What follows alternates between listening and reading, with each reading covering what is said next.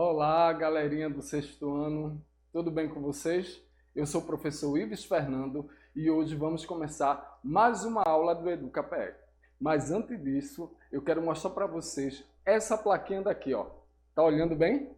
Ó, vê só que legal. Nossas aulas, elas acontecem, né? Elas são apresentadas no YouTube e no Facebook também. Lógico, se você for compartilhar, dá aquele like lá na nossa aula no YouTube para a gente poder divulgar a ciência, principalmente a ciência do ensino fundamental. Hoje nós iremos falar sobre matéria e energia. Quando eu falo de matéria e energia, eu estou falando sobre o processo e separação de misturas. Bora ver bem o que é o processo e separação de misturas? Olha que legal! Eu separei aí para vocês essas imagens aqui, ó, vem cá comigo para a gente ver, ó. Essas imagens daqui de separação de misturas. Aqui eu tenho um funil de bromo, que ele vai separar os líquidos que são immercíveis. Aqui eu tenho uma pessoa que está fazendo uma catação. Aqui eu tenho o sal, no caso, quando ele é evaporado. Uma coisa muito simples. Aqui, ó, o café, né? Quando você vai filtrar para fazer aquele café, a borra de café. É muito legal. Bom, e falando de processos, né, de mistura e a separação dessas misturas, a gente vai falar das misturas que são heterogêneas. Vê bem, pessoal, quando a gente faz a mistura, né, que ela é heterogênea, a gente tem uma mistura que se chama sólido e sólido e sólido e líquido. Os processos para fazer essa separação dessas misturas, né, de sólido e sólido, a gente vai ter catação, ventilação, levigação, separação magnética, dissolução fracionada, peneiração e flotação. Mas, se tratando de sólido e líquido, a gente já vai ter decantação, centrifugação, filtração simples e filtração a vácuo. Mas existe também aquela mistura que é líquido e líquido, ou seja, líquido versus líquido. Então a gente tem o processo de separação que se chama de decantação. Existe outro processo também, que é quando envolve gás e líquido. Aí a gente vai para a filtração. Bora continuar a nossa aula aqui do EducaPE. Vamos falar agora sobre catação. Olha só que lindo aqui a imagem que eu separei para vocês, que está aqui na tela, da catação. O que é a catação? Ela se baseia assim na identificação visual dos componentes da mistura e na separação manual ou com auxílio de pinça. Aqui a gente tem feijão, bem legal, gente. E o método usado na limpeza do feijão antes do cozimento. A mãe de vocês vai pegar lá o feijão e vai separar lá, ó, os grãos que estão bons e aqueles grãos que não estão legais. Esse processo de separação a gente chama de catação. Outro processo bem legal é o processo de ventilação. Vem aqui para a telinha para eu mostrar para vocês. Foca bem. Eu tenho aqui, ó, método de separação para sistemas que é sólido versus sólido, no qual o sólido menos denso é arrastado por uma corrente de ar. Um bom exemplo é a separação das cascas dos grãos de arroz amendoim torrado. Então, vê que legal, você vai pegar aquela peneira ali, ó, vai ficar, ó, fazendo aquele método de separação, arrastando, e essa corrente é que vai fazer com que essa separação, né, aconteça. O denso, ele é arrastado, né, ali por uma corrente de ar. Quando eu falo do denso, eu estou falando do mais denso, né? Ou seja, o mais denso ele vai ficar embaixo e o menos denso, a corrente de ar, ela vai levar consigo.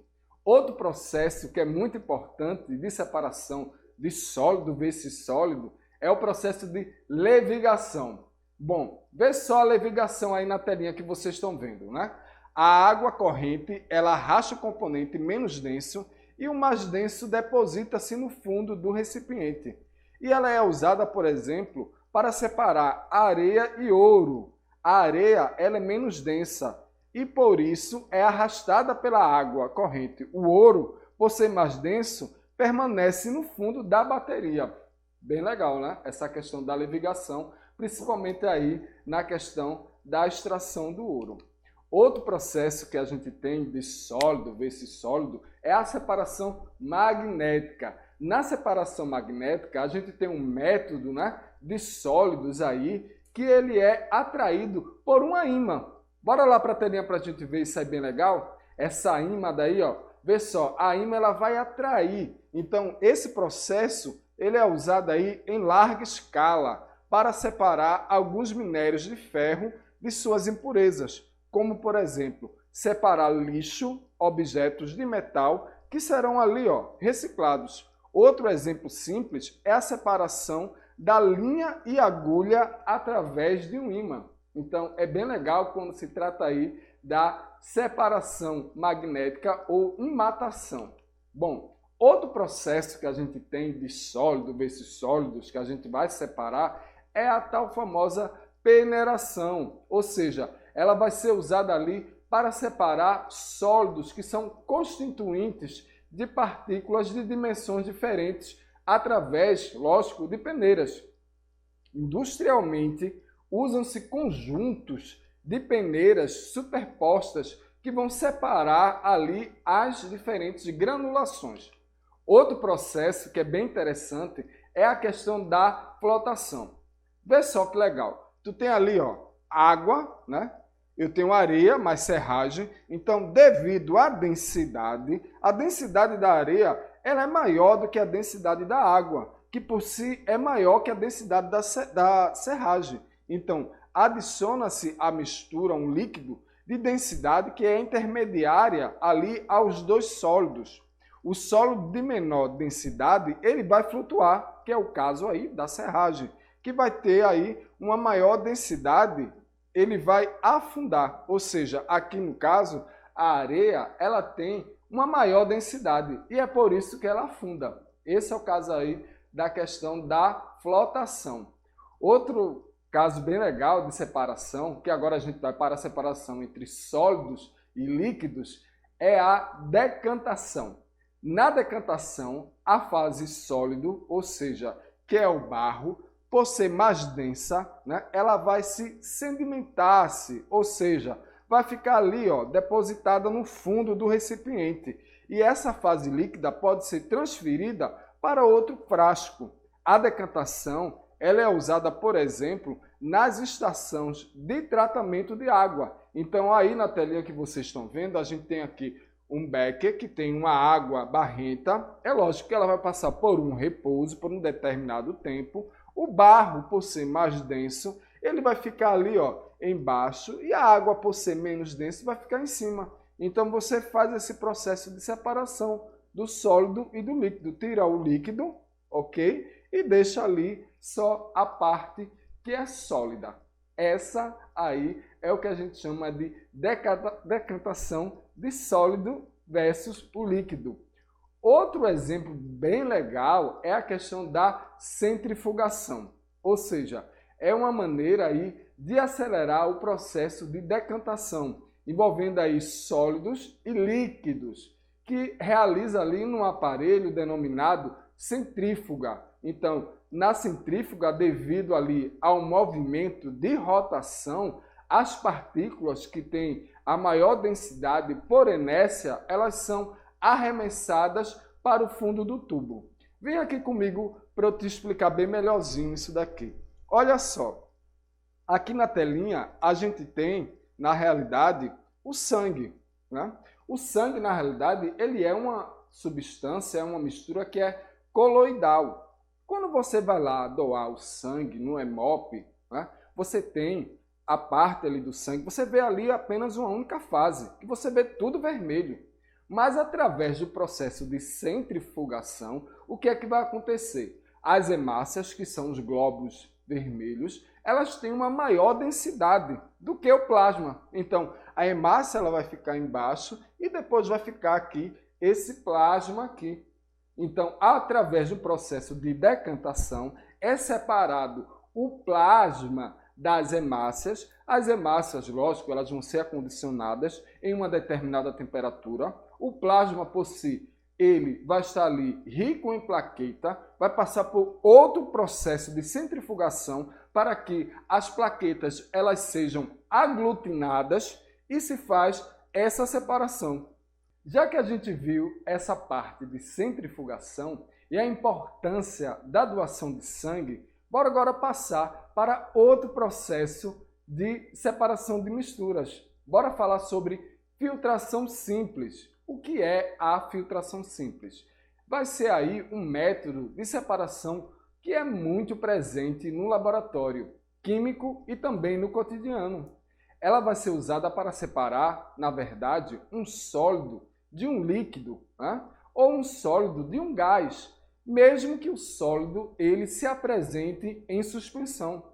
A mistura, na verdade, ela vai atravessar um filtro poroso, onde o material que vai estar ali particulado vai ficar retido, né? E a preparação, no caso aí do café, que a gente tanto gosta, né? O uso do aspirador de pó para as pessoas ali que têm alergia, né? E a gente tem também exemplos que são de filtração. Então, você vê aí, né? A questão da preparação do café, a questão do aspirador de pó, no laboratório também vai se usar esses filtros para poder fazer o que a gente chama de filtração simples. Outro processo bem legal é o processo que é chamado de decantação. Nesse processo, vocês observam aí na imagem que a gente tem o funil de bromo. Para que serve o funil de bromo? O funil de bromo ele vai servir para separar líquidos que são imersíveis. Você me pergunta, professor, o que é líquidos imersíveis? Você já colocou ali dentro da sua casa água e óleo? Tentou misturar? Tentaram? Perceberam que o óleo, mesmo você misturando, ele sobe e a água ela fica embaixo. Por que isso acontece? Porque esses líquidos eles não se misturam.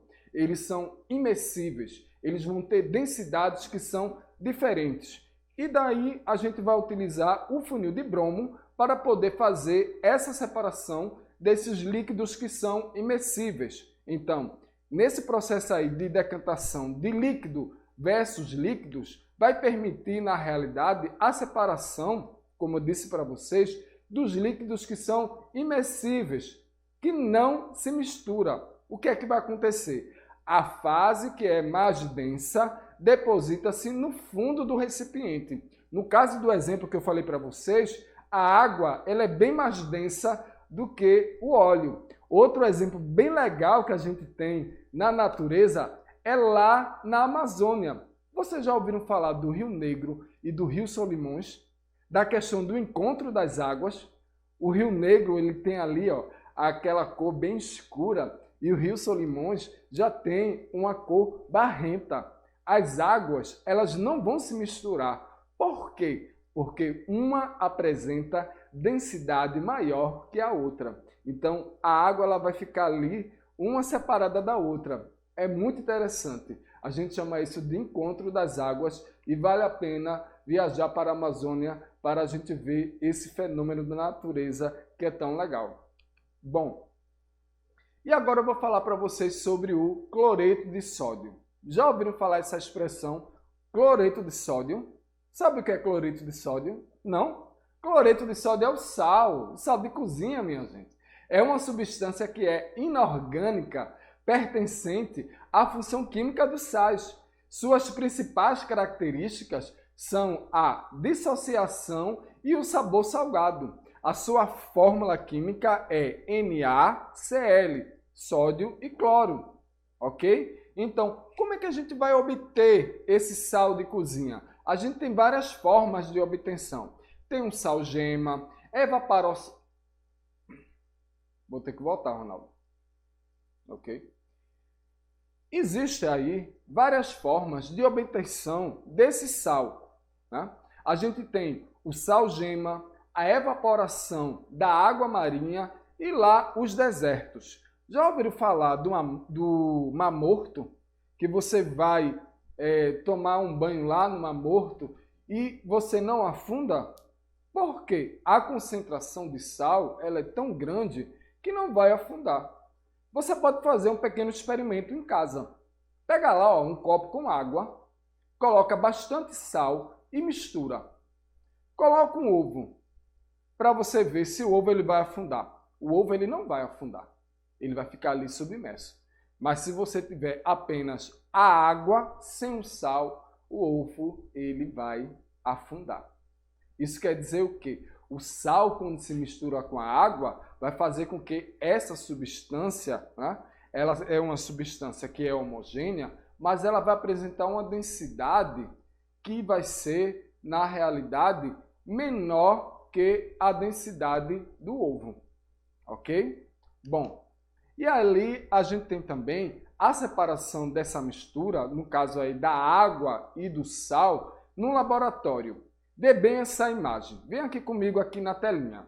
A gente tem aqui o bico de Bunsen, a água salgada, a saída de água, o frasco de aquecimento. É lógico que o bico de Bunsen, onde vai sair o gás, que vai fazer com que essa água ela saia ali do ponto de fusão para o ponto de ebulição.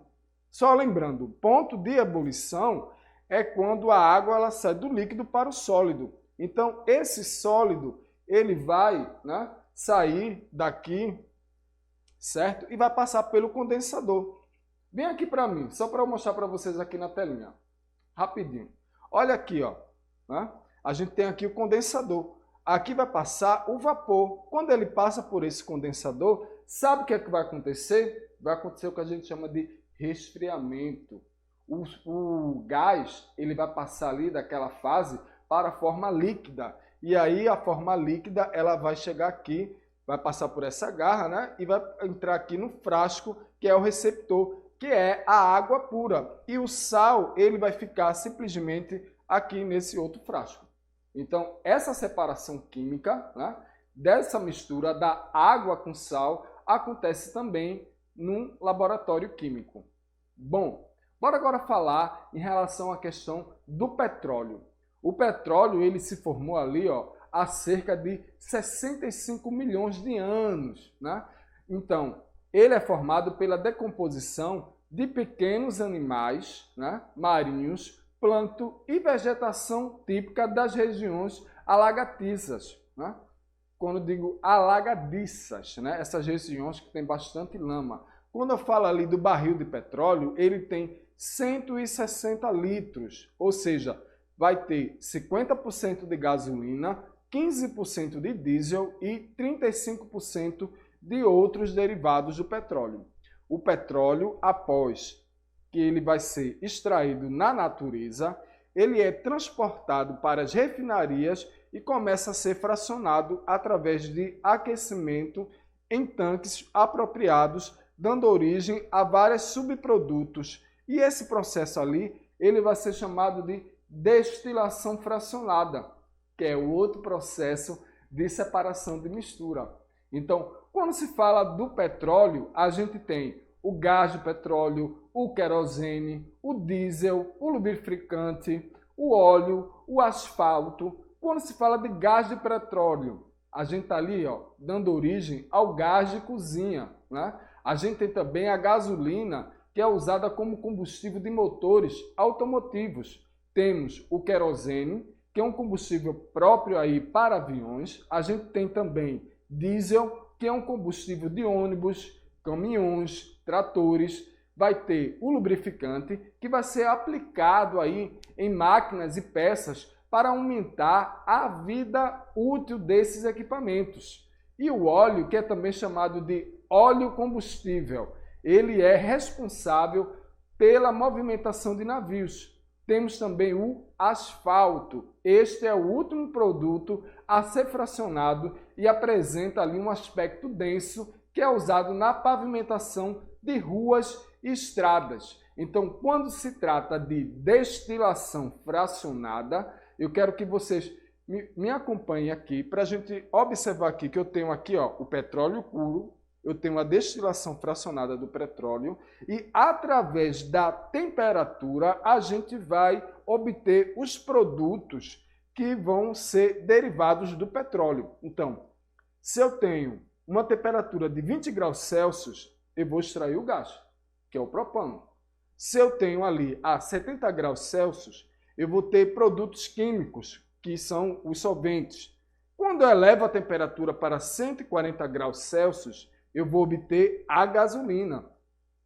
Mas se eu obtenho ali para 190 graus Celsius, eu vou ter o querosene que vai servir para a aviação.